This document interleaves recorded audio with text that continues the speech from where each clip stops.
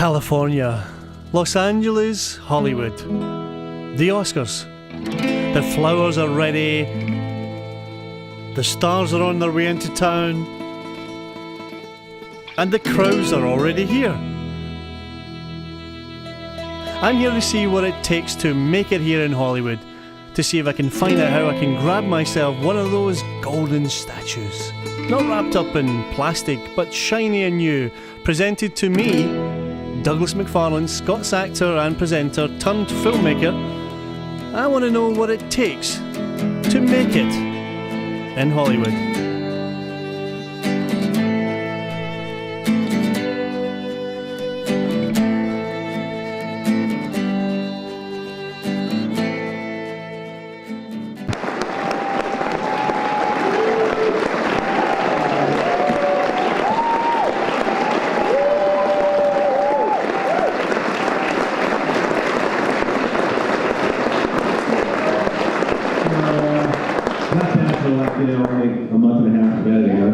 What happens is you go to a Sundance or a Tribeca, and then other festivals hear about you, and they keep, you go to the various ones, and it's a lot of fun because the audiences are so great at a festival. They're great theaters you're playing in, and the audiences are just excited to see the filmmakers and talk to them, and unlike the real world. Randall Miller is a perfect example of a Sundance success story. He had made it in the film business and was keen to share his experience with me. To make it in the film business, it's, there's so many different ways to go about it, right? For me, if you want to be a writer or director, you have to keep writing. That's important. My wife and I, we've written like 12 scripts and sold them to studios and whatnot. And each time you put a little piece of your soul out there, and they may not get made, but you do get better every time.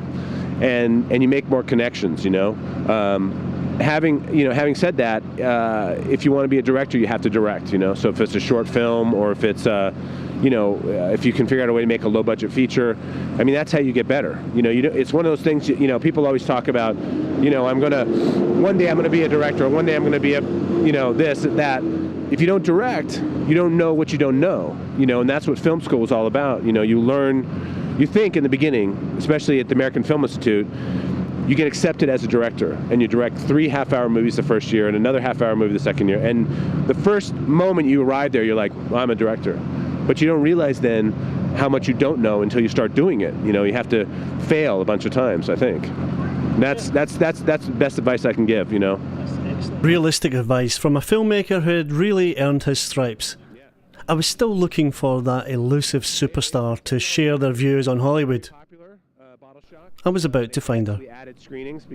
I don't think you have a firm idea of what it is you set out. I didn't, of what, you don't have an idea of where you want to get to or where you want to be. I knew I wanted to work and film and wanted to make interesting films, interesting work that kind of mattered or said something about the world. And so in that respect, I'm very satisfied that I do that. I do a variety of different kind of movies, and they always satisfy me, so in that respect I'm really happy. But I don't know if you set out going, when I get there I'll be happy. Luckily, because if you got there, what would you do then? Well, I've been having a really good time. After I left the business and when I decided to come back, I thought, I just really don't think I can do any more Catwoman movies. Sharon Stone, a real Hollywood A-lister. When I decided I didn't really want to work anymore, I just sort of had it. And when I decided that I wanted to come back to the business, I felt like I'd been so kind of pigeonholed that I couldn't really work as a character actress, that my choices were so diminished. And so I worked with my agent, Scott Lambert, and said, I just want to work in independent films because I think I can get hired to play character parts. And I think I can work with some directors that are very interesting to me. And that's when I started to get to work with Jim Jarmusch and Nick Cassavetes and all these wonderful directors. And I got to come and work with Patrick, and I just did a very interesting movie with Christopher Walken, which was, for me, a real goal of mine. I wanted to work with some more of these great actors. So, and I felt like this was the only way I was going to get to do that, because I was so over this. Every movie I had to work in, I had to play some sex symbol part. And This was a wonderful insight into the reality of what might happen after you make it in Hollywood. I got the sense that this was a very honest Sharon, outside of the confines of the Hollywood star machine. I don't do this. So that's really finally starting to turn around, and now I'm starting to get offered more leads in movies with more character, substantial things to do. And in order to do that, I've had to do it this way. And Nick let me play that really interesting part in Alpha Dog, where I got to fall apart, and Jim let me play that great part with Bill Murray, and I'm getting so I've had and by and large I haven't there've been small parts that haven't had a lot of notoriety, but there's over these few years they've been piling up, and as they've piled up, then people are starting to go, oh, I see, there's something, and so I think it just takes a certain time before it gains some, oh, that's what she does. It was wonderful to watch such a documented Hollywood star enjoying being in the company of filmmakers and relishing the attention on the film she was in rather than only her.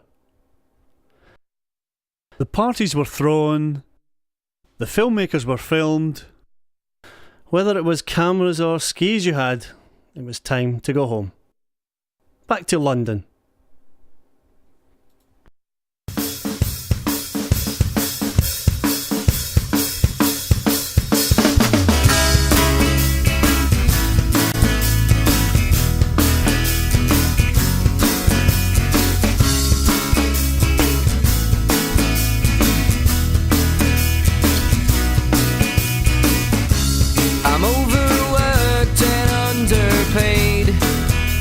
I'm in no mood today.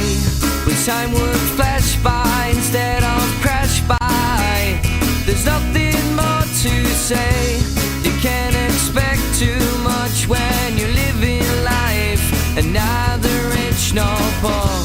But if you stop and think, you live and breathe. So I go ask for more, and it's all I wanted. Choose the story of your life, and I know I've walked that road before, and as it stands I could not ask for more, and as it stands I could not ask for more.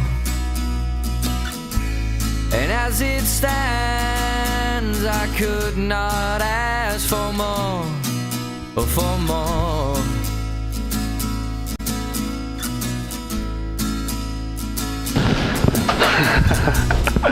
Wow, that was an adventure.